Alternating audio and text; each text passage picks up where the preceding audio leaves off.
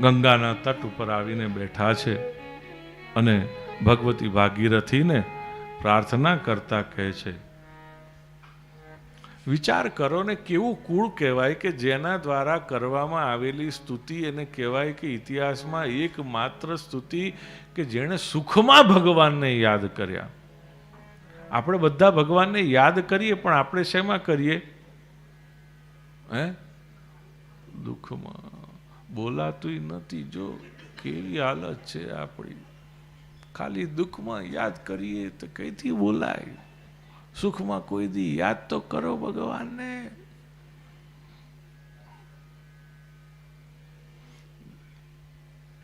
અંગ્રે બાપાએ કઈ કઈ થાકી ગયા આપણને. એમનું ન સાંભળ્યું તો પછી તો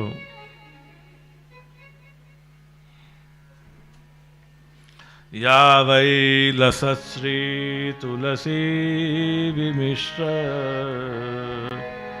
કૃષ્ણાંઘ્રિરેણવભ્યધિકાંબુનેત્રી પુનાતિલોકાનુભયત્ર સેકાત કસ્તામ ન સેવેતમરીષ્યમાણઃ. બહુ સુંદર શબ્દો છે. શબ્દની રમતમાં આપણે નથી જવું, પણ શબ્દોની સમય સૂચકતા વાપરીને જે પ્રસ્તુતિ છે ને એને સમજવા જેવી છે. ઇતિ લંઘિત મર્યાદમ તક્ષક સપ્તમેહની. કેટલી સુંદર વાત કરી.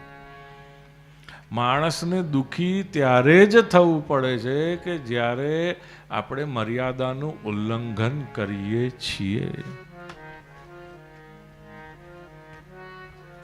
ધર્મમાં પણ બહુ સુંદર વાત કરી. વ્યક્તિ હોય, કુટુંબ હોય, જ્ઞાતિ, સમાજ, રાજ્ય કે રાષ્ટ્ર એ મુસીબતમાં ત્યારે જ આવે છે કે જ્યારે પોતાનો ધર્મ ચૂકે છે. ધર્મ પ્રોજિત કઈ તવોત્ર પરમો.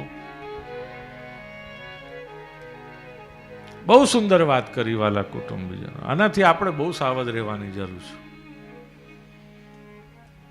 અને ફરી ફરીને એક જ વાત કરે છે, સ્વધર્મ પરિનિષ્ઠયા.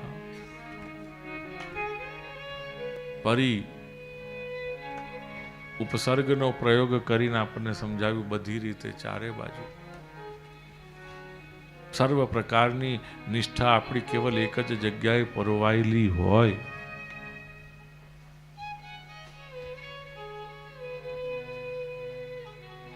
સ્વધર્મ પરિનિષ્ઠયા.